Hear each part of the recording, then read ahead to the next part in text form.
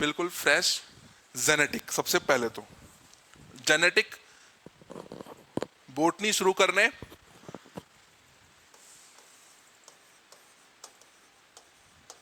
वनस्पति विज्ञान, क्या बोलते हैं इसको हिंदी में? वनस्पति विज्ञान। इसका पढ़ना क्यों जरूरी है बोटनी का मेडिकल साइंस के पर्सन को? कोई बताएगा क्यों जरूरी है?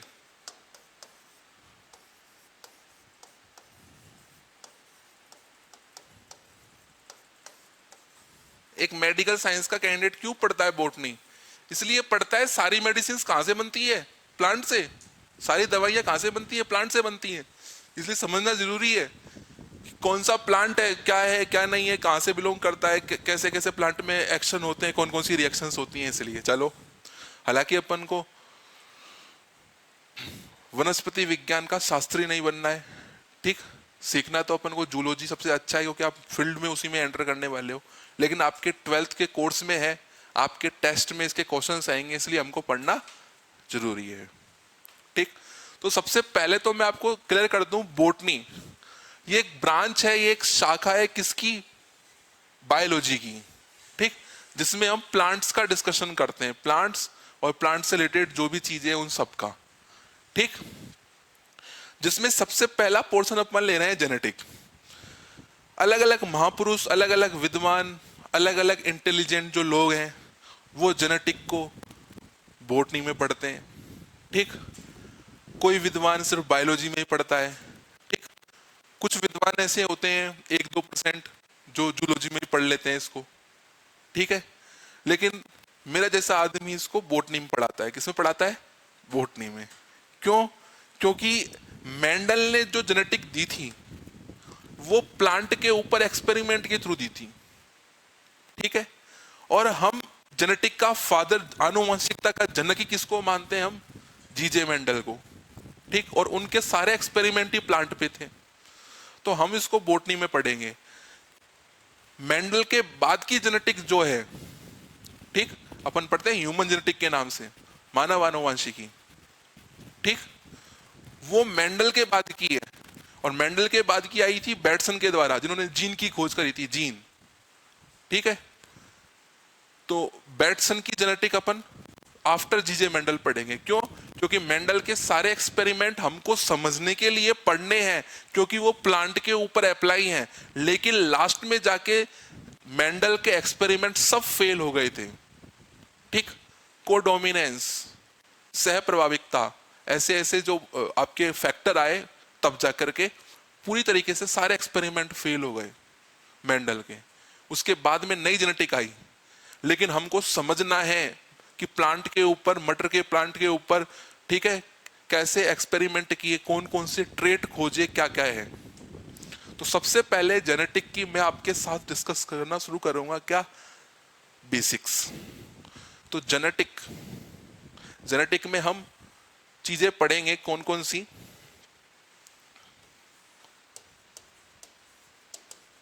आनुवंशिकता में पहला तो हम पढ़ेंगे ही जीजे मेंडल की बातें, पूरा मेंडलिज्म। देन पढ़ेंगे अपन इनहेरिटेंस, वंशानुगति। देन इसी में ही हम पढ़ लेंगे डीएनए एंड आरएनए, जो कि आपका चैप्टर है मॉलिक्यूलर बेसिस ऑफ इनहेरिटेंस। ठीक है, देन इन सबको पढ़ने के बाद में अपन इसमें पढ़ेंगे इवोल्यूशन, उद्ध विकास। ठीक, एक बात ध्यान रखना, ठीक, आपको बोल रहा हूं, मार्केट के कुछ देवता लोग, देवता बोलता हूं मैं उनको, ठीक, क्योंकि वो देवता हैं, पूजनीय है वो, इसलिए। तो देवता लोग क्या कहते हैं कि हमारे सिलेबस में से स्वास्थ्य और विकार, health and disease plus evolution, उद्ध विकास नाम का चैप्टर कट हो गया है। क्या हो गया है? कट हो गया है। तो ऐसे देवताओं का ज्ञान और आशीर्वाद ना लें, उनका प्रसाद ना लें। ठीक है, क्यों? क्योंकि हमारे RUHS जो साइट है वो ऐसा नहीं कहती है। वो कहती है कि RBSC का, NCERT का जो सिलेबस है, पूरा सिलेबस वही है। ज्यादा सिलेबस देखने में तकलीफ हो तो पूरा का पूरा आरयूएचएस की साइट से उठाया हुआ सिलेबस मैंने आपके एप्लीकेशन पे डलवा दिया है।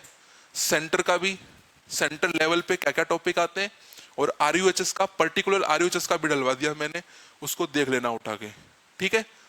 देवताओं का ज्ञान मत लेना, देवताओं का प्रसाद मत लेना, वरना अपने सिलेक्शन से दूर चले जाओगे, ठीक। ऑनलाइन प्लेटफॉर्म हालांकि मैं भी यूज में ले रहा हूं अब तो, ठीक। Only for promotion, not a fixed for a particular study. ये कि आप पढ़ाई कर लोगे, पढ़ाई नहीं होती है, करते ही नहीं है, अलग ही ध्यान होता है। और कहीं पे क्लास लेने भी जाओगे तो वो आधी बकवास तो ऐसे ही करके जाता है। 2 घंटे की क्लास में एक टॉपिक में नहीं, एक क्वेश्चन भी पढ़ा के चला जाए पूरा, वो भी पता नहीं क्या गढ़ जीत लेगा। बाकी अच्छी अच्छी बातें करके जाता है, आपको ज्ञान दे के जाता है, मोटिवेशन दे के जाता है, ठीक है। एक दो खुद की फैकलॉजी वाली बातें करके चला जाता है, ठीक है। तो मैं कभी भी प्रेफर ये नहीं करता कि आप उस प्लेटफॉर्म पे जाके अपना टाइम वेस्ट करो। मैंने सिर्फ बताया है अपनी क्लास, अपने नोट्स, एनसीईआरटी, आपकी एमसीक्यूज वाली गाइड और आपकी एमसीक्यूज वाली नोटबुक, मतलब आपकी डायरी जो आप बना रहे हो वो, इन सबको आपने गोल गोल के पी लिया तो आपको कोई नहीं रोकेगा सिलेक्शन से। और अगर आप भ्रमण करते रहे अलग अलग कि हम इस प्लेनेट में चले जाएं, कभी हम उस प्लेनेट में चले जाएं, तो फिर प्लेनेट में ही जाते रहना, फिर वापस से इसी प्लेनेट में आके अगले साल कह देना सर फिर से मैं प्रिपरेशन करूंगा इसी ग्रह में आके, ठीक। क्योंकि मैं सभी प्लेनेट का ज्ञान लेके आ गया। आप तो ऐसा भ्रमित नहीं होना है, सेंटर होके प्रिपरेशन करनी है। देवताओं ने डिलीट ऐसे ऐसे चैप्टर डिलीट कर दिए जो मेरे लिए तो सुनने में ही शोभा नहीं देते कि बताओ अगर ये चैप्टर हटेगा तो फिर आरयूएचएस किस लिए एग्जाम ले रहा है। ऐसे कहते सीधा सीधा कि आजा भाई ऐसे एडमिशन ले ले। हाँ, ऐसे ऐसे चैप्टर को आप बोल रहे हो, मार्केट में ऐसा भ्रम फैला रहे हो बच्चों के माइंड में कि चैप्टर डिलीट हो गया, ठीक। हालांकि मेरे को ज्यादा कह के टाइम वेस्ट नहीं करना, लेकिन मैं आपके माइंड में जो चीज सेट की जाती है किसी के भी थ्रू, किसी भी मोड के थ्रू, उसको मैं डिलीट करवा रहा हूं। ज्ञान हर जगह से लो, ज्ञान की चीजें लो, ज्ञान कहीं से मिलता है ना, जब बूट लो, ठीक है। लेकिन उस ज्ञान में कई बातें ऐसी होती हैं जो अपने वे को बिल्कुल डिस्ट्रैक्ट करके चली जाती है। अपना जो रास्ते पे चल रहे हैं ना अपन, उस रास्ते से उठा के आप जाना चाह रहे हो नर्सिंग के पे, और बता रहा हूं मैं आपको पैरामेडिकल के पहुंच जाते हैं कई तो। बीएससी नर्सिंग का तो कर रहा है, साथ में पैरामेडिकल, बोले कि अब तो मैं फार्मेसी करूंगा, फार्मा, बोले फार्माकोलॉजिस्ट बनूंगा अब तो मैं। नर्सिंग बनने आया था नर्सिंग ऑफिसर, बेचारा फार्माकोलॉजिस्ट बन जाता है, फिर बोले बी फार्मा डी फार्मा कर लूंगा मैं। अपने वे से डाइवर्ट करने वाला, डिस्ट्रैक्ट करने वाला मटेरियल, ठीक। आप टारगेट सेट करके आए हो कि हम बीएससी नर्सिंग के कोर्स में अच्छे कॉलेज में एडमिशन लेंगे, हमको डिग्री करनी है, डिप्लोमा नहीं करना है। वो आपको एक झटके में डिग्री से डिप्लोमा में ले जाकर धर देते हैं, लालच दिखाते हैं, इसमें ये फायदा है, इसमें वो फायदा है, वो है, और आप नई अभी फसल हो, ठीक, नए निकले हो, आपको जैसा गाइडेंस मिलेगा आप वैसी हवा में बह दोगे।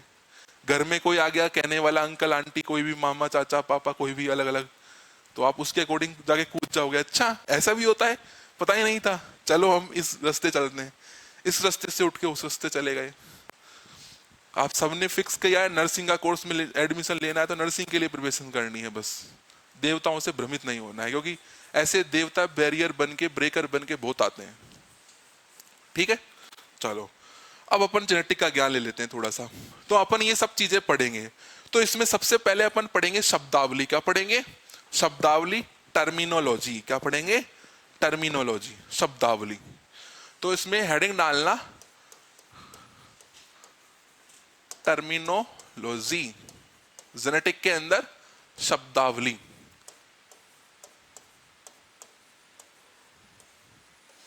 तो सबसे पहले तो अपन जो टॉपिक पढ़ रहे हैं इसी का ही शब्द जानते हैं, जेनेटिक, जिससे आप बोलते हो आनुवांशिकता।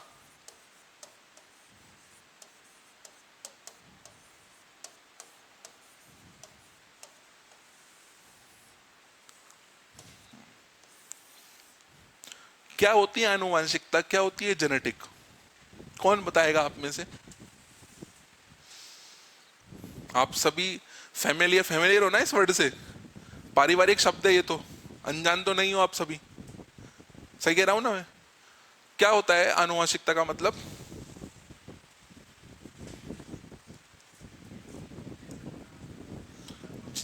जीन होते हैं जो ट्रांसमिट होते हैं। अच्छा, और इधर से कोई बताना चाहे, तन्नू को बोलना हो।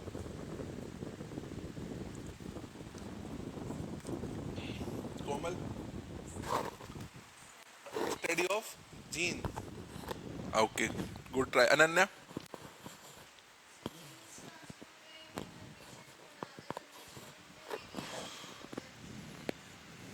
अच्छा, करिश्मा को कुछ बोलना है? नहीं। दीपक? अच्छा, प्रशांत? सेम। चलो, देखो जेनेटिक एक सब्जेक्ट है, जेनेटिक एक ब्रांच है। सब्जेक्ट है, ब्रांच है। किसकी ब्रांच है ये साइंस की, साइंस में भी बायोलॉजी की, ठीक है, जिसमें हम स्टडी करते हैं, study of genes, study of genes. जीनों का अध्ययन हम जिस शाखा में, जिस ब्रांच में करते हैं, उसी को हम क्या बोलते हैं? जेनेटिक। आप जब जाओगे कोर्स में तो आप आपके थर्ड सेमेस्टर में एक सब्जेक्ट पढ़ोगे, पैथोलॉजी एंड जेनेटिक। सब्जेक्ट ही आता है पूरा क्या? जेनेटिक। और उस जेनेटिक में आपकी यूनिट्स आती हैं, चैप्टर आते हैं। सबसे पहला तो यही आता है इंट्रोडक्शन टू जेनेटिक, जिसमें आपके लॉ वगैरह सब आते हैं मेंडल के। दूसरा आता है आपका प्रीनेटल डायग्नोसिस। तीसरा आता है आपका साइकोलॉजिकल डिसऑर्डर ऑफ जेनेटिक, कौन कौन से होंगे। चौथी यूनिट आती है आपकी उसके अंदर जेनेटिक डिसऑर्डर सारे। और 5 यूनिट आती है आपकी जेनेटिक सर्विस, जिसमें आपकी gene therapy, human genome project, genetic counselling, ये सब आते हैं। ऐसे 5 यूनिट आती है उस जेनेटिक के अंदर। तो जेनेटिक क्या हो गई? आपकी सब्जेक्ट हो गई, एक ब्रांच हो गई, जिसमें हम पूरी जीन्स का स्टडी करते हैं, जीन के बारे में पढ़ते हैं। ठीक, तो लिखो इसमें, it is the branch of, it is the branch of science which deals with study of genes। विज्ञान की वह शाखा जिसमें जिसमें जीनों का अध्ययन किया जाता है, जिसमें जीनों का अध्ययन किया जाता है, उसे आनुवांशिकी कहते हैं, उसे आनुवांशिकी कहते हैं। दूसरी टर्म लिखो, इनहेरिटेंस, जिसे आप हिंदी में बोलते हो वंशानुगत। क्या बोलते हो? वंशानुगत।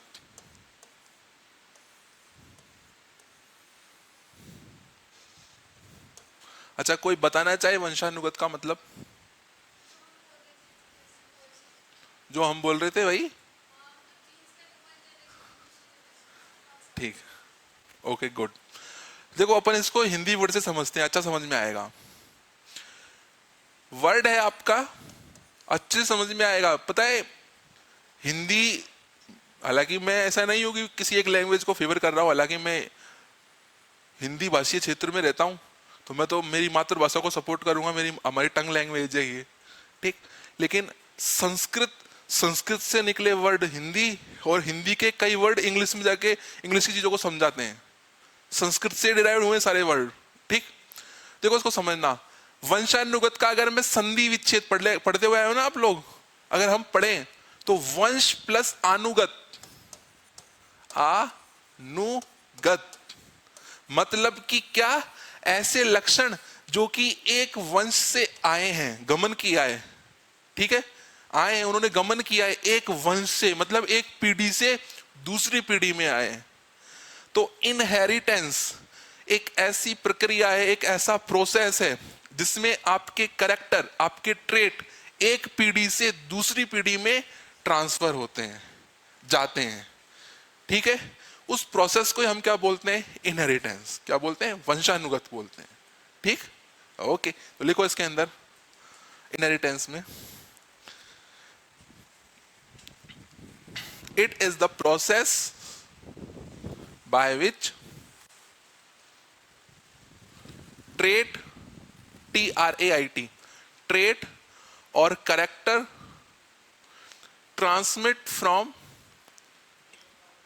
TRAIT, ट्रेट और character transmit from one generation to another generation, known as inheritance. वह प्रक्रिया जिसके द्वारा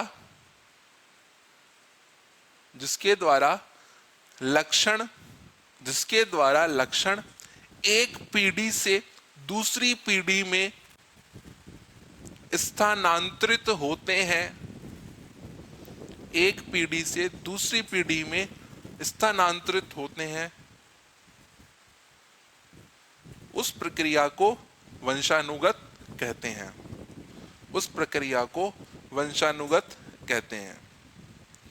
एक एक पे आएंगे धीरे धीरे। अपन ने दो टर्म पढ़ी अच्छे से, जो कि आपकी 2 यूनिट्स का बेस रखती है। जेनेटिक तो पूरा अपन जेनेटिक पढ़ेंगे जिसमें मेंडल का डिस्कशन करेंगे, और इनहेरिटेंस पूरा नींव रखती है मॉलिक्यूलर बेसिस ऑफ इनहेरिटेंस, वंशानुगतिकी के आणविक सिद्धांत। चैप्टर है ना आपका एक, जिसमें आप डीएनए और आरएनए पढ़ते हो। ठीक भैया, आपकी जीन किसके द्वारा जा रही है? डीएनए आरएनए के द्वारा तो जा रही है, क्रोमोसोम के ऊपर विराजित होके एक पीढ़ी से दूसरी पीढ़ी में। तो दोनों का ये कंसेप्ट। तीसरी टर्म लिखो जीन। क्या लिखो? जीन।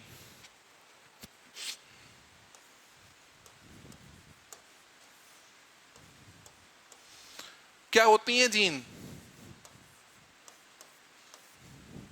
क्या होती हैं जीन? चलो यहां से एक क्वेश्चन पूछता हूं मैं आपसे, मल्टीपल चॉइस क्वेश्चन, एग्जामिनर का क्वेश्चन है, शैतानी आत्मा का क्वेश्चन है। क्या है?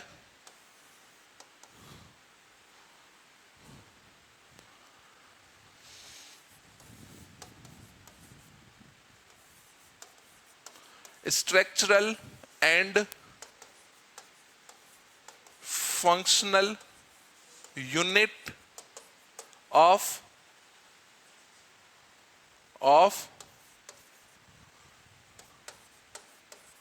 हेरेडिटी। ठीक है, structural and functional unit of heredity. Option आपको दिया जेनेटिक, ऑप्शन बी दिया इनहेरिटेंस, ऑप्शन सी दिया जीन, और ऑप्शन डी दिया आपको नन ऑफ दीज, इनमें से कोई नहीं। क्या आंसर करोगे? जीन। ठीक, जीन हेरेडिटी की, आनुवंशिकी की जो है आपकी, उसकी सबसे छोटी संरचनात्मक और क्रियात्मक इकाई क्या है? जीन है, जो कि हमारे कैरेक्टर्स को एक्सप्रेस करती हैं, शो करती हैं, दिखाती हैं, कैरेक्टर्स को, लक्षणों को। बोले पिताजी गोरे थे, संतति कैसी हो गई? गोरी। ठीक है, माता पिता दोनों काले थे, बोले संतति कैसी हो गई? काली। बोले माता पिता लंबे थे, टॉल थे, संतति लंबी पैदा हो गई। ठीक है, गोल थे, संतति गोल पैदा हो गई। जुर्रीदार थे, संतति जुर्रीदार पैदा हो गई, रिंकल्ड। ठीक है, तो आपके आनुवंशिकी क्या है? जीन। और इसी जीन के अंदर क्या है? कैरेक्टर। ठीक, इसी जीन के अंदर कैरेक्टर है, और यही जीन क्रोमोसोम के ऊपर विराजित होकर एक पीढ़ी से दूसरी पीढ़ी में जाती हैं। बोला 23 माताजी से आते हैं, 23 पिताजी से आते हैं। समझे? तो इनका ही हम तोड़ मरोड़ के स्टडी करेंगे। अभी मैं टर्म्स पढ़ा रहा हूं, फिर इन सबको डिटेल में पढ़ेंगे। जीन, जीन की खोज किसने की, होती क्या है, क्या इसकी स्ट्रक्चर होती है, कितने टाइप की जीन होती है, और क्या क्या फंक्शन होता है जीन्स का। ठीक है, इनको अपन डिटेल में पढ़ेंगे फिर बाद में, अभी टर्म्स पढ़ रहे हैं। ठीक, लिखो जीन के अंदर, gene is the structural and functional unit of heredity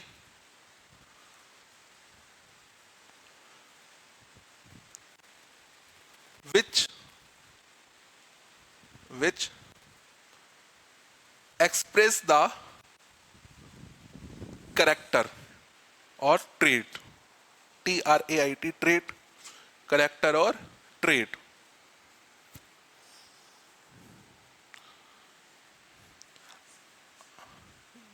Gene is the structural and functional unit of heredity which express the character or trait.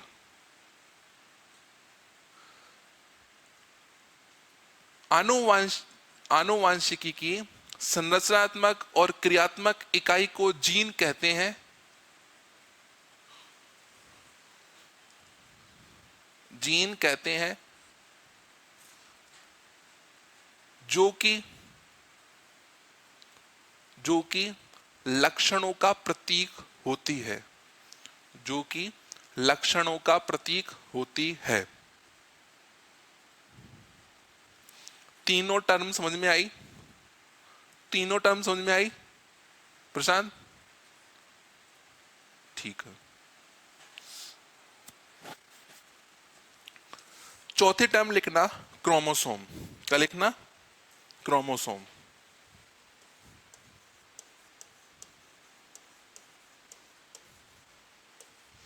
गुणसूत्र। कल आप लोगों की वजह से मेरे मुंह से एक वर्ड गलत निकल गया था, ठीक है? उसको मैं आज करेक्ट करूंगा आपके सामने।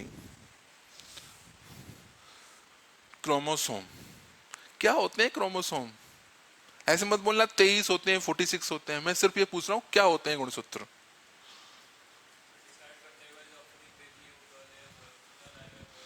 अच्छा, और इन्होंने बोला डिसाइड करते हैं कि गर्ल आएगा, बॉय आएगा, कैसा आएगा। और क्या होते हैं गुणसूत्र chromosome?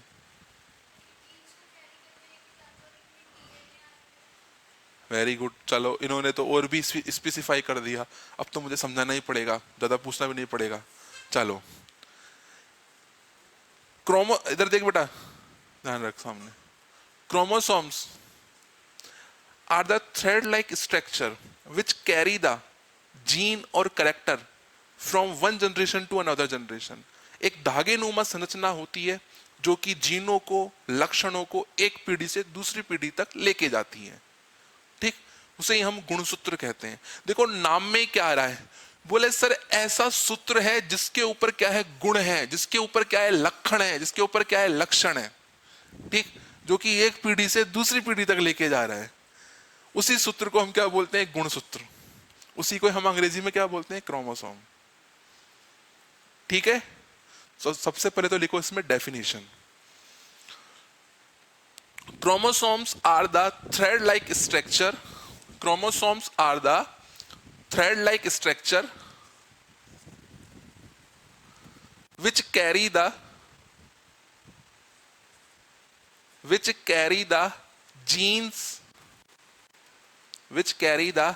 genes or trait, TRAIT, trait from one generation to another generation.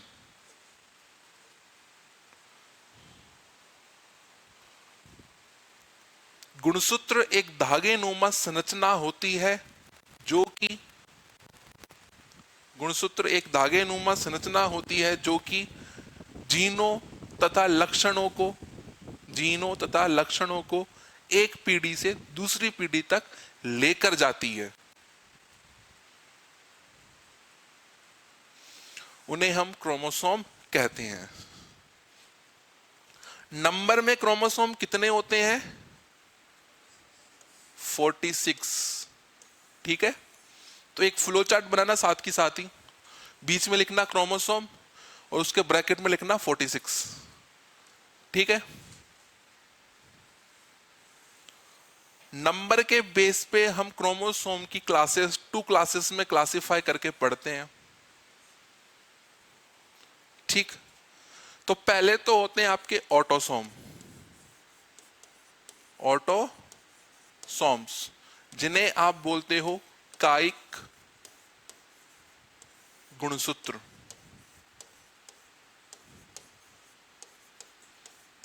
जो कि नंबर में कितने होते हैं? 2, सॉरी 44, मेरा दिमाग भ्रमित हो गया। कितने होते हैं? 44।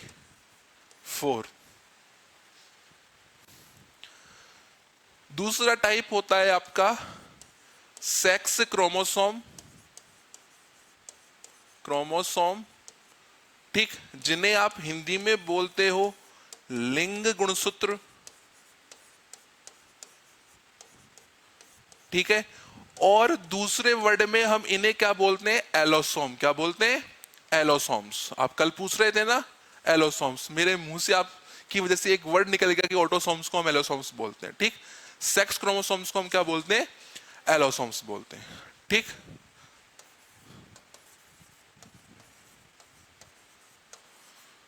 ये जरूर लिखना बेटा, क्योंकि एग्जामिनर आपको यहां से कंफ्यूज करेगा क्वेश्चन देके कि बताइए निम्नलिखित में से एलोसोम्स कौन कौन से हैं, एलोसोम्स के नंबर बताओ, एक्स वाई ये एक्स एक्स कौन से हैं, हाँ ऐसे ऑप्शन नहीं थे, ऐसे क्वेश्चन मैं लेके आऊंगा ना, मैं ले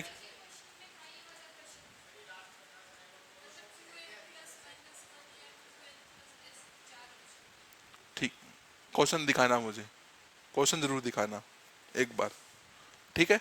सेक्स क्रोमोसोम्स को हम क्या बोलते हैं, एलोसोम्स।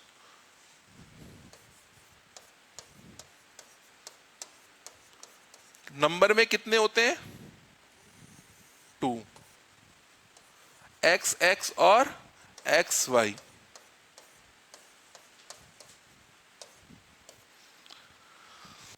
ये क्वेश्चन बनते हैं यहां से एक एक,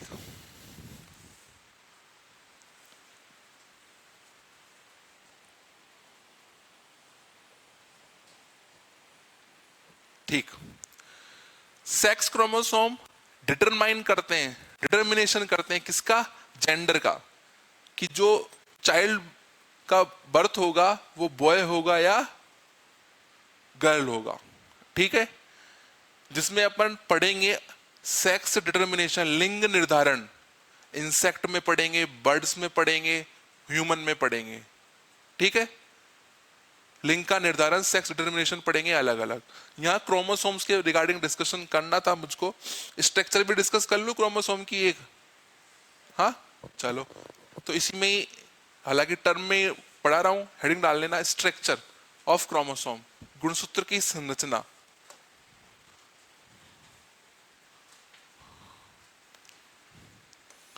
एक पेयर की अगर मैं बात करूं तो एक पेयर में आपके क्रोमोसोम्स का अरेंजमेंट इस तरीके से होता है। इसमें से मैंने क्या किया, इसका एक सेक्शन कट किया और सेक्शन कट करके मैं यहां पर पेयर को अलग करके इस तरीके से डिस्कशन करना शुरू किया मैंने एक क्रोमोसोम की स्ट्रक्चर का, ठीक है। एक धागे नुमा संरचना है, एक स्ट्रक्चर है। इसकी स्ट्रक्चर को जब मैंने देखा तो यहां पर मुझे दो नोच मिली, एक नोच तो ये मिल रही है देखो यहां पर, ज्यादा डीप नहीं जा रहा, सिंपल जा रहा हूं। एक तो ये, इसके और इसके बीच में एक कम्युनिकेटिंग सेंटर है, क्या कहते हैं इसको, हाँ इस सेंटर पॉइंट को बोल रहा हूं मैं, इस बिंदु को क्या कहते हैं, क्या बोलते हैं, सेंट्रोमियर, तारक केंद्र, क्या बोलते हैं, तारक केंद्र, सेंट्रोमियर, ठीक। सेंट्रियोल कहां बनते हैं, सेल के पोल, दो पोल बनते हैं ना, वो आपके सेंट्रियोल होते हैं, जहां से क्रोमोसोम आपका चिरता है ड्यूरिंग डिवीजन, सेल डिवीजन के टाइम पे, ठीक है। तो ये है तारक केंद्र।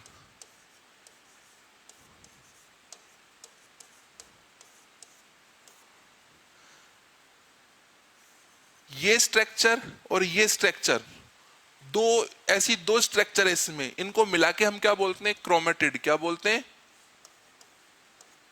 क्रोमेटिड।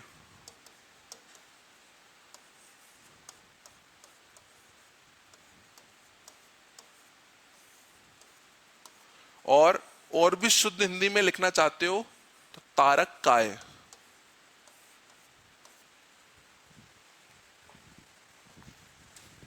क्रोमेटिड ही लिखना, लेकिन समझने के लिए जब भी मजा आएगा समझने में, आगे की कहानी।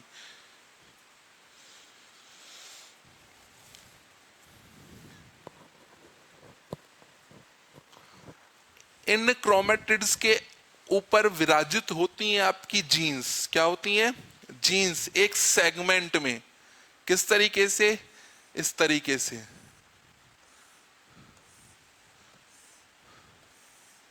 ये सेगमेंट में जीन्स विराजित है।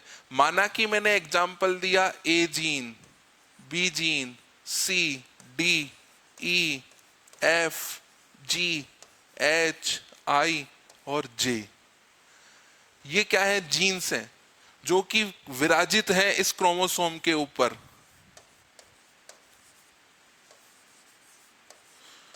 ये क्रोमोसोम कैरी करके लेके जाएगा एक पीढ़ी से दूसरी पीढ़ी में इन जीन्स को। जीन, ठीक। प्रोटीन की सबसे छोटी यूनिट क्या होती है? अमीनो एसिड्स, अमीनो अम्ल। प्रोटीन की सबसे छोटी यूनिट। प्रोटीन को तोड़ोगे लास्ट में तो अमीनो एसिड्स में टूटते हैं प्रोटीन। ठीक, चलो इतना समझ में आ गया। ठीक, इसके आगे का अंदर का अध्ययन अपन आगे कंटिन्यू करेंगे, टॉपिक जब उसमें पढ़ेंगे। क्रोमोसोम डेफिनेशन समझ में आई? ठीक, देखो सबसे पहले मैंने आपको पढ़ाया जेनेटिक, सीक्वेंस से चल रहा हूं। उसके बाद पढ़ाया मैंने आपको इनहेरिटेंस। इनहेरिटेंस में कैरेक्टर ट्रांसमिट हो रहे हैं, किसके द्वारा हो रहे हैं? क्रोमोसोम। ठीक, और कैरेक्टर ट्रेट सबको डिनोट करने वाली है जीन, तो हमने जीन भी पढ़ ली। उसके बाद में हमने पढ़ा क्रोमोसोम, क्योंकि इसी के ऊपर ही विराजित होके जा रहे हैं कैरेक्टर आगे। नेक्स्ट टर्म डालना ट्रेट। ट्रेट और कैरेक्टर कौन सी है? फिफ्थ है, फोर है? फिफ्थ। ट्रेट, लक्षण,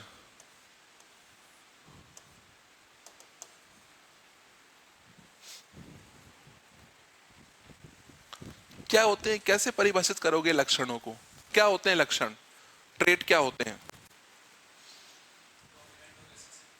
हाँ, डोमिनेंट और रेसेसिव। अच्छा, और प्रभावी है, प्रभावी बोला इन्होंने। और क्या कहते हैं और अपन? हाँ, फिजिकल अपीयरेंस। Okay, good. और चलो, ट्रेट्स, कैरेक्टर्स आपकी आनुवंशिकी की भाषा में बात करते हैं वो जीन, ठीक है, वो प्रोटीन जो कि आपके लिए एक पर्टिकुलर सिंबल का काम करती है, एक प्रतीक का काम करती है, सिंबल का काम करती है। लाइक एज पेरेंट्स का कलर डार्क था, तो जनरेशन का, आने वाली जनरेशन का कलर कैसा है? डार्क होगा। ये सिंबल हो गया। बोले आगे आने वाली संतति भी कैसी पैदा होगी? काली कलूटी पैदा होगी। ठीक है, ये एक प्रतीक हो गया ना, सिंबल हो गया उस जीन का, उसके कैरेक्टर का। अब वो हो सकता है आंतरिक हो सकता है बाह्य हो। ठीक है, इंटरनल भी हो या एक्सटर्नल भी हो, दोनों तरीके से हो सकता है। इंटरनल, अंदर अंदर वाले गुणों को कौन जानता है कैसा आदमी है, और एक्सटर्नल टॉल, लंबा, काला, बुरा, नीला, जैसा भी वैसा दिख रहा है। ठीक है, तो करेक्टर ट्रेट हमारे कितने होते हैं? दो टाइप के होते हैं। ठीक, ये तो जो दीपक ने बोली डोमिनेंट और रेसेसिव, ये तो उसकी फॉर्म है। ठीक है, टाइप पे आऊंगा मैं अभी। हाँ, अभी आते हैं अपन, रुको। नहीं, लिखो ट्रेट के अंदर, traits are the symbol of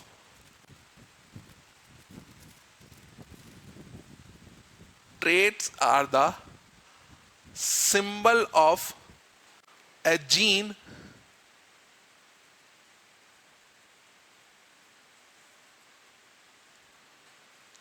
ठीक, लक्षण एक जीन का प्रतीक होते हैं। लक्षण एक जीन का प्रतीक होते हैं। ठीक है, देन लिखना, दो टाइप के क्या होते हैं? ट्रेट होते हैं, दो टाइप के, जिसमें पहला आप पढ़ते हो फिनोटाइप। क्या पढ़ते हो? फिनोटाइप। ठीक, और दूसरा जीनोटाइप।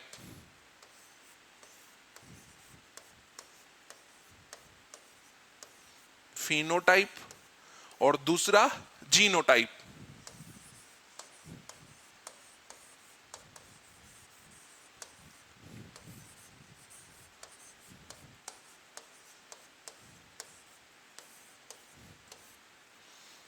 ये दो टाइप के आपके ट्रेट हैं। ठीक, अभी अपन एक्सपेरिमेंट करके क्रॉस करवा के हाइब्रिड करवा के पोलिनेशन करवा के पढ़ेंगे अपन अलग अलग के इसके जीनोटाइप कितने, इसके फिनोटाइप कितने। ठीक, phenotype show the external character of plant, external character of animal. ठीक, किसी भी चीज का बाह्य लक्षण उसको डिनोट करते हैं, उसको प्रदर्शित करते हैं फिनोटाइप। ठीक, तो इसके नीचे लिखना show the external character, external character. ठीक है, लिखना फिनोटाइप बाह्य लक्षणों को प्रदर्शित करते हैं, फिनोटाइप बाह्य लक्षणों को प्रदर्शित करते हैं। जबकि इसके just opposite genotype show the internal character, internal character.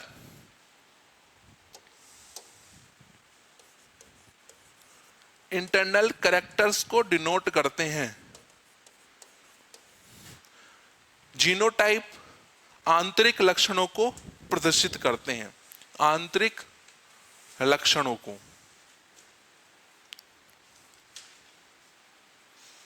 Upon Mendel के लॉ पढ़ेंगे तो उसमें लॉ ऑफ डोमिनेंस का genotype phenotype, law of freedom assortment स्वतंत्र अभिवन के नियम का जीनोटाइप फिनोटाइप पढ़ेंगे।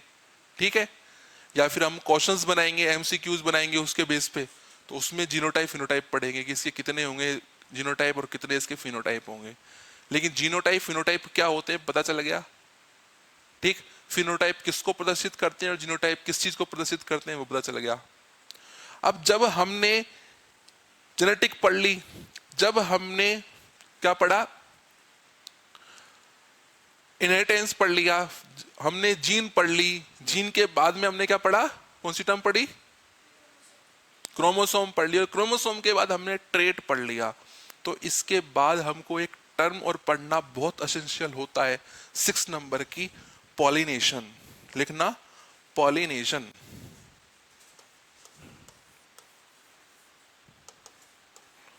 पॉलिनेशन परागण।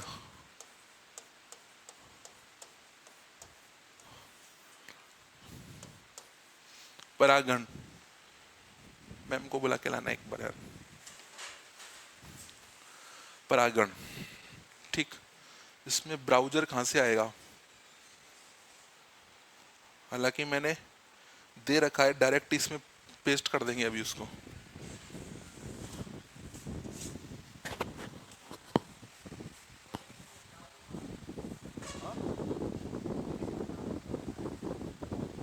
समझाते हैं ना अभी आपको पूरी चीज, एक एक चीज समझाते हैं। मैम वो डायग्राम जो दिया था ना वो शो कर दो।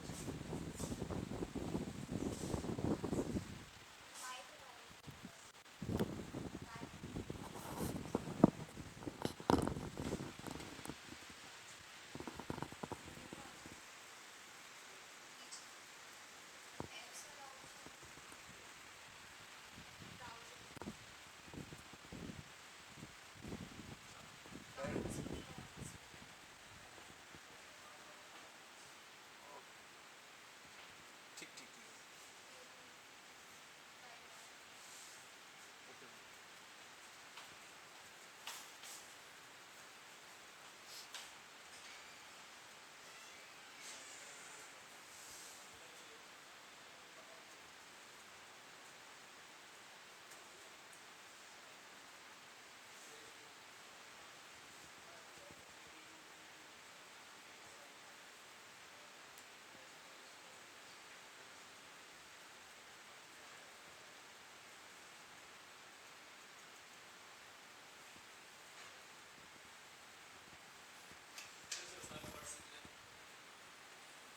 अरे इसको मुझको वहां लेके आनी है यार, इसको मुझको उस पे लेके आनी है यार, बोर्ड पे।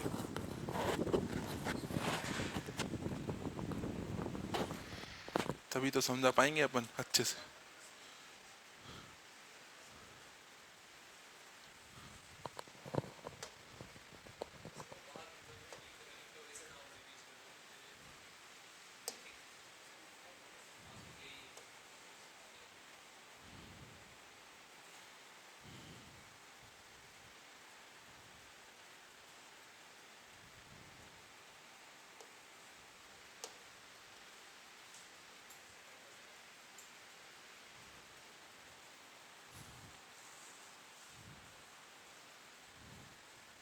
अच्छा इस पे हो जाएगा ऐसे, फिर तो अच्छी बात है।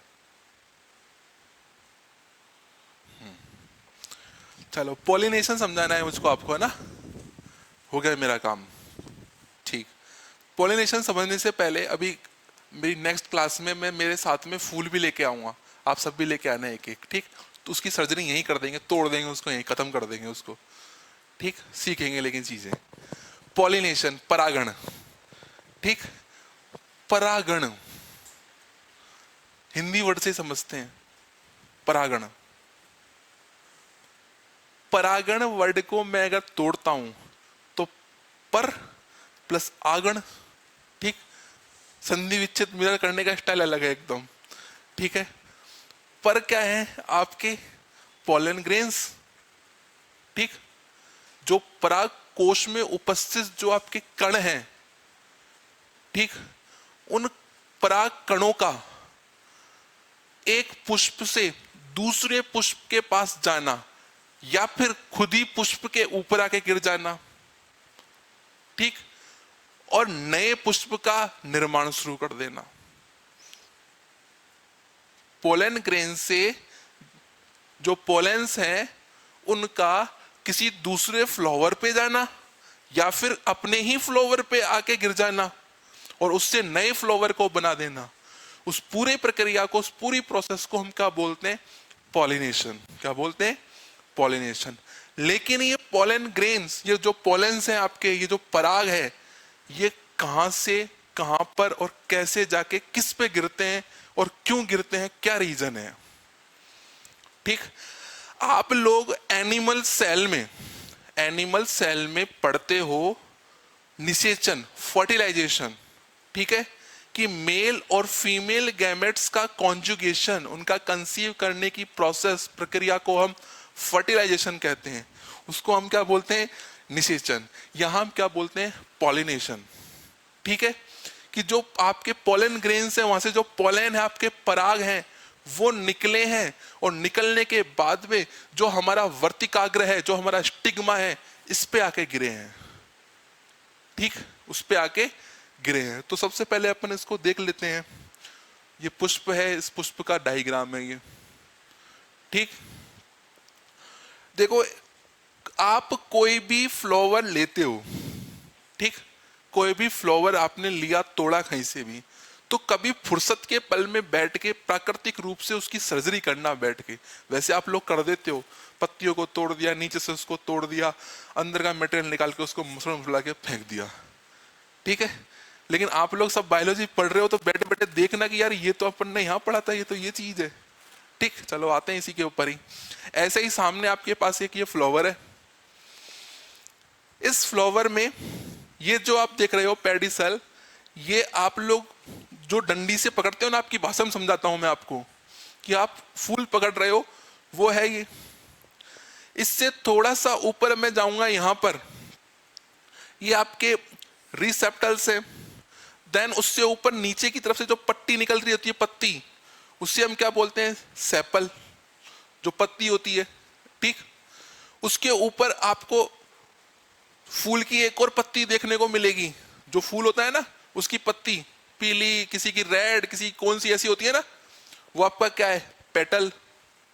उसके बाद में अब चलते हैं अंदर, ये तो बाहर की संरचना हो गई। आपने क्या किया, किसी फ्लावर को पहले तोड़ा, उस पौधे से तोड़ने के बाद आपने क्या किया, सबसे पहले आपने ये जो सेपल था इसको हटा दिया, सेपल के बाद में जो आपका, इसको हटा दिया।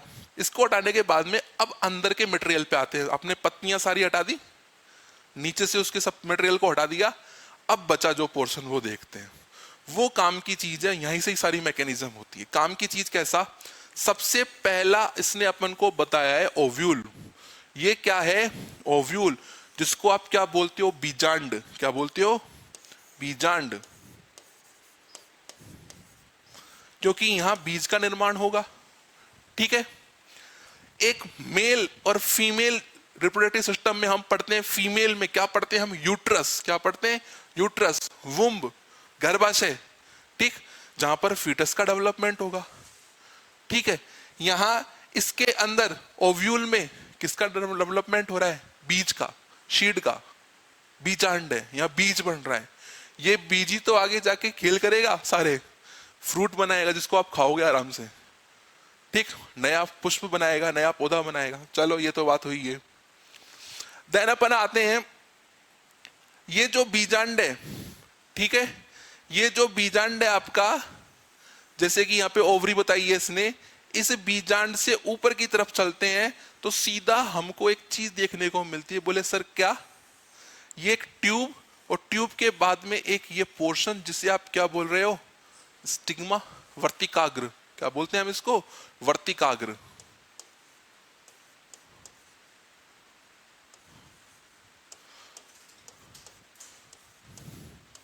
क्या है ये? अच्छा मुझे बताओ, फीमेल रिप्रोडक्टिव सिस्टम में, ठीक है, मादा प्रजनन तंत्र में फर्टिलाइजेशन, निषेचन कहां होता है? एम्प्यूला, जो आपकी फैलोपियन ट्यूब है उसके एम्प्यूला पोर्शन में होता है, ठीक। As it is flowering plants में, फ्लावर वाले प्लांट में पॉलिनेशन, फर्टिलाइजेशन कहां होता है? वर्तिकाग्र पे। कहां होता है? वर्तिकाग्र पे, स्टिग्मा पे होता है।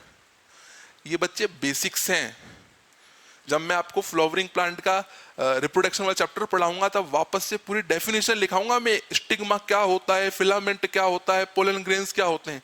लेकिन यहाँ मुझे पॉलिनेशन समझाना है आपको, टर्म कि पॉलिनेशन क्या है वो समझा रहा हूं।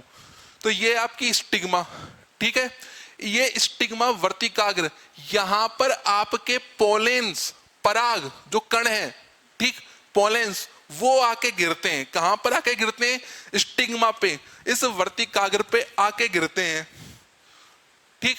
जो पोलेंस होते हैं, जो पराग, ठीक है। पहली चीज आपको ये समझ में आई कि जो पराग होते हैं, जो पोलेंस होते हैं, वो किसी भी फ्लावर के किस पार्ट पे आके गिरते हैं? कहां आके गिरते हैं? स्टिग्मा, वर्तिकाग्र पे, ठीक है। पहली चीज क्लियर हुई। चलो ये भी क्वेश्चन है आपका फर्स्ट चैप्टर के रिगार्डिंग। अब ये पराग आए कहां से? ठीक है, ये जो पोलेंस है ये आए कहां से? कहां से इनका ओरिजिन हुआ? ये इकट्ठे कहां होते, कहां भरे हुए होते हैं ये, ठीक है, समझते हैं इनको। हमने ये चीज पढ़ी। इसके साइड में आप एक चीज देख रहे हो कि ये थ्रेड लाइक चीजें निकल रही हैं, ठीक, पतली पतली सी। आप किसी भी फ्लावर की जब सर्जरी करो, उसको तोड़ो तो देखना आप, पतले पतले से निकलते हुए रहते हैं और उसके ऊपर एक गुच्छा सा रहता है, उस पतले के ऊपर आप उसको फोड़ते हो तो उसमें से कुछ नहीं है, लिक्विड लिक्विड सब्सटेंस निकलता है, स्टिकी, चिपचिपा, खत्म फ्लावर, ठीक। तो ये जो पतली पतली डंडियां निकल रही हैं, इन्हें हम क्या बोल रहे हैं? फिलामेंट। क्या बोल रहे हैं? फिलामेंट। फिलामेंट को हम क्या बोलते हैं? तंतु। क्या बोलते हैं? तंतु, ठीक है। चलो, ये जो टहनियां हैं, इन टहनियों के ऊपर आपको ये चीज दिख रही है, एक थैला सा, एक सैक लाइक स्ट्रक्चर दिख रही है, सब जगह दिख रही है ना। इस सैक लाइक स्ट्रक्चर को हम क्या बोलते हैं? एंथर।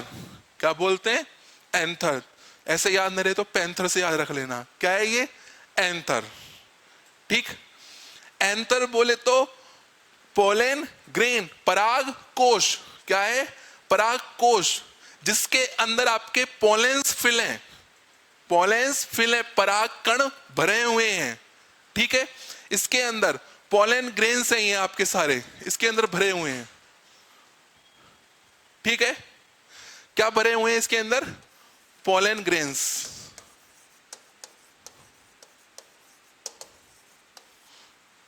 ठीक, पराग कण, पराग कण ये भरे हुए हैं, ठीक है। किसमें?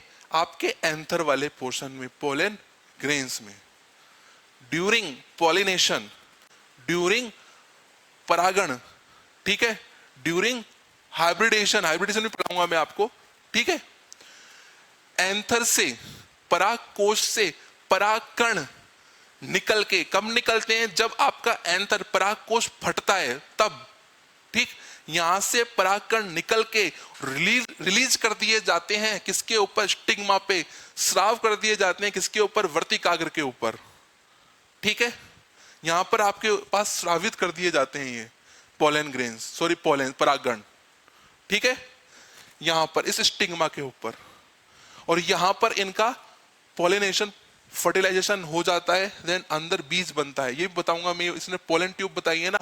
आपके एनिमल के केस में क्या होती है? Fallopian tube. क्या होती है? Fallopian tube. प्लांट्स में, फ्लावर में क्या होती है? Pollen tube.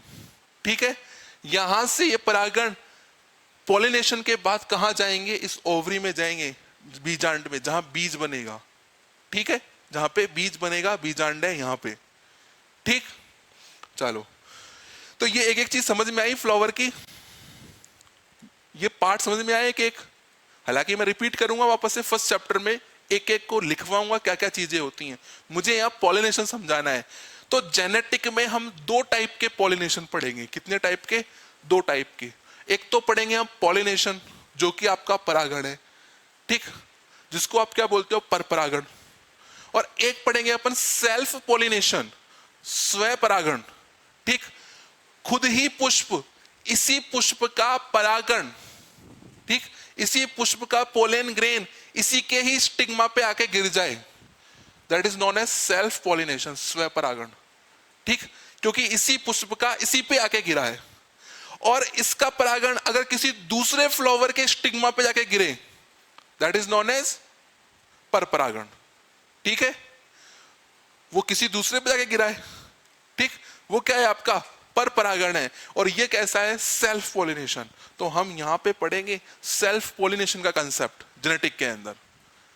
ठीक, कि हमने दो जो कैंडिडेट थे उनका क्रॉस करवाया, देन हमको फर्स्ट जनरेशन मिली, फिर फर्स्ट जनरेशन में हमने सेल्फ पॉलिनेशन करवाया। चेकर बोर्ड बना देना अपन, ठीक, कि सेल्फ पॉलिनेशन करवाया, उन्हीं प्लांट के साथ में फर्टिलाइजेशन करवाया, देन हमको कैसी जनरेशन मिलेगी।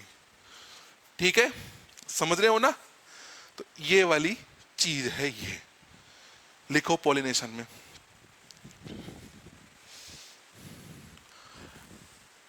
लिखो, it is the process by which, it is the process by which pollen grains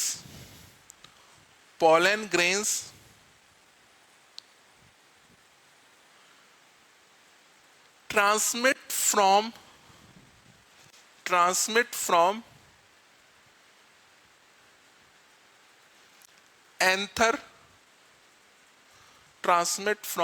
anther to stigma part of flower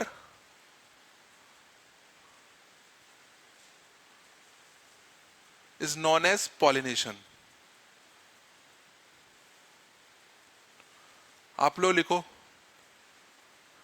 वह प्रक्रिया जिसके द्वारा पराग कण, वह प्रक्रिया जिसके द्वारा पराग कण पराग कोश से पुष्प के वर्तिकाग्र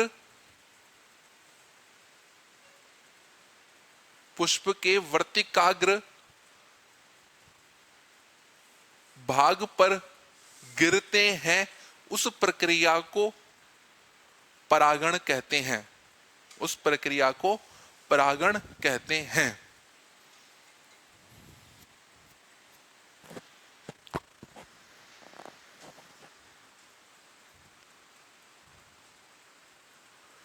पॉलिनेशन का कंसेप्ट समझ में आया? परागण का जब आगे लिखवाऊंगा तो कंफ्यूज तो नहीं होगे ना, क्या है ये पॉलिनेशन। अगर खुद का अपन सेल्फ से ही करवा रहे हैं तो वो सेल्फ है, किसी दूसरे से करवा रहे हैं तो आप उसको पर परागण, क्रॉस पॉलिनेशन बोल लो, किसी दूसरे से करवा रहे हैं हम। ठीक है, ओके, पॉलिनेशन का कंसेप्ट भी आपका क्लियर हुआ। ठीक, चलो आगे नेक्स्ट एक टर्म है, वो लिखो टेस्ट क्रॉस। क्या लिखो? Test cross.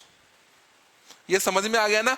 ये डायग्राम जो है ना फ्लावर का, ये बनवाऊंगा, फर्स्ट चैप्टर पढ़ाऊंगा ना तब, और तब एक एक चीज आपको लिखवाऊंगा कि वर्तिकाग्र क्या होती है, पिस्टिल क्या होते हैं, ओवरी क्या है, पेटल क्या है, सेपल क्या है, पेडिकल्स क्या होते हैं, पोलन ट्यूब क्या होती है, एक एक चीज लिखाऊंगा क्योंकि ये सीधा डायरेक्ट आपके क्वेश्चन आते हैं, सीधा डायरेक्ट। ठीक, लघु बीजाणु क्या होते हैं आपके, सारे बीजाणु सब कुछ पढ़ेंगे अपन डिटेल में उस चैप्टर में, वो बहुत बड़ा चैप्टर है। यहाँ मुझे सिर्फ पोलिनेशन समझाना था इसलिए ये लेके आया वापस। ठीक है, चलो अच्छी बात, बढ़ते हैं आगे। Test cross,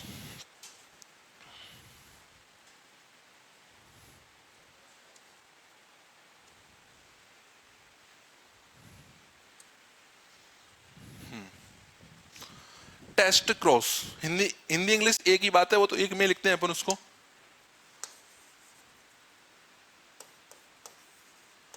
test cross, test परीक्षण, ये भी जेनेटिक का एक कंसेप्ट है। कौन बताएगा क्या होता है टेस्ट क्रॉस?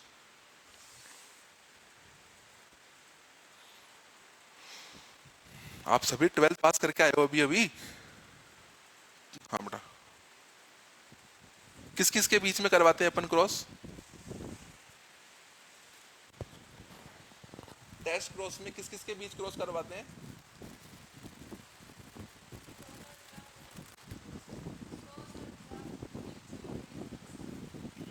टॉल और ड्वार्फ के बीच करवाते हैं।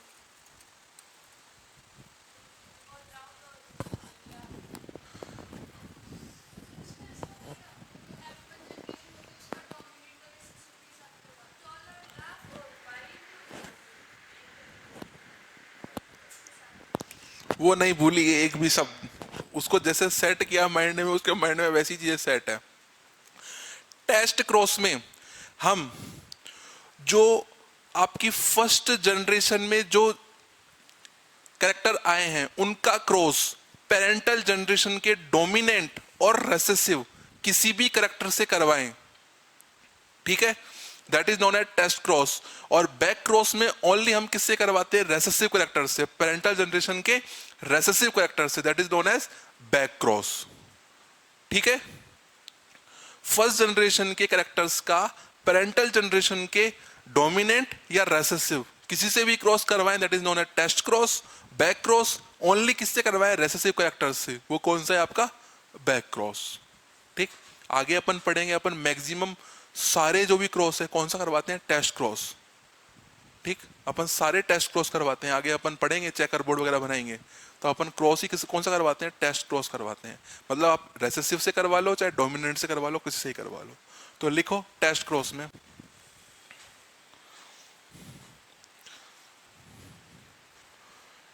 इन दिस क्रॉस कॉमा लगा के लिखना, क्रॉस बिटवीन फर्स्ट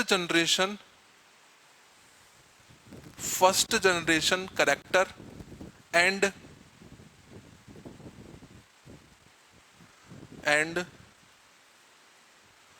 डोमिनेंट और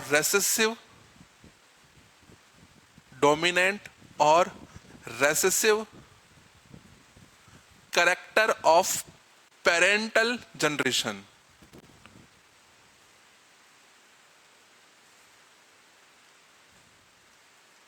आप लिखो इस परीक्षण में प्रथम पीढ़ी के लक्षणों का क्रॉस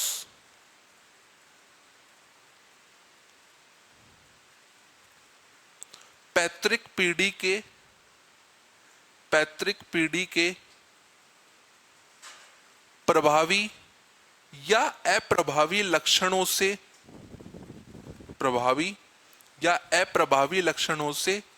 करवाते हैं। वो है आपका टेस्ट क्रॉस।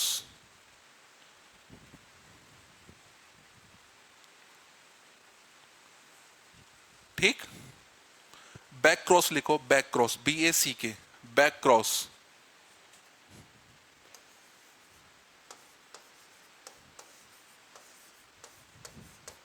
बैक क्रॉस लिखना इन दिस क्रॉस कॉमन लेके लिखना क्रॉस बिटवीन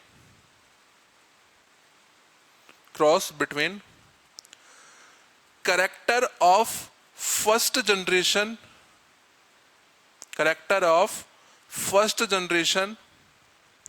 एंड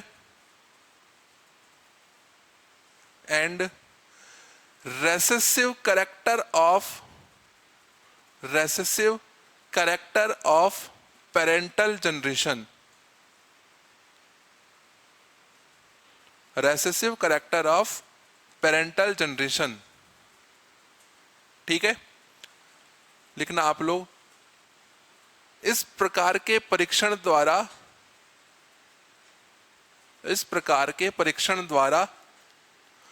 प्रथम पीढ़ी के लक्षणों का क्रॉस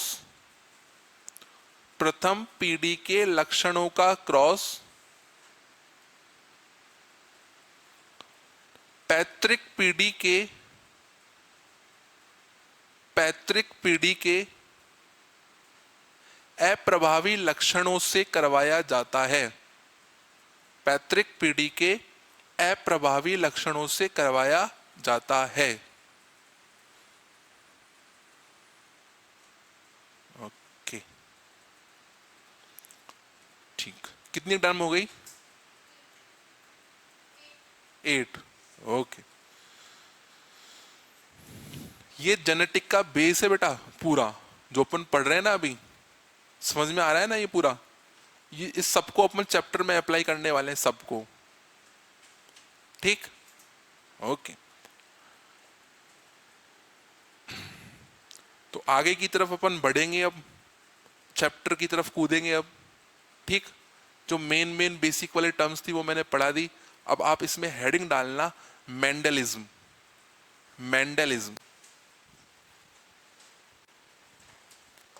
हेडिंग डाल के रख दो मेंडलिज्म।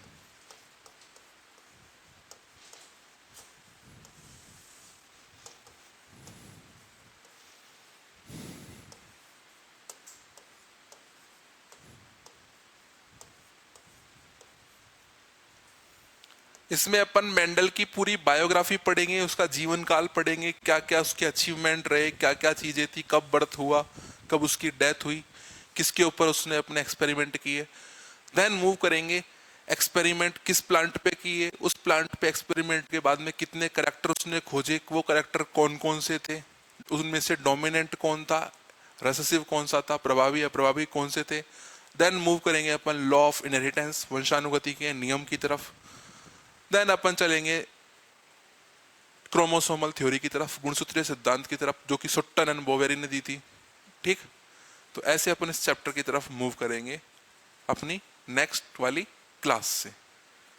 ठीक है, तो आज अपन एंट्री कर चुके हैं अपनी जेनेटिक के अंदर। ओके, तब तक के लिए आप सभी को बहुत बहुत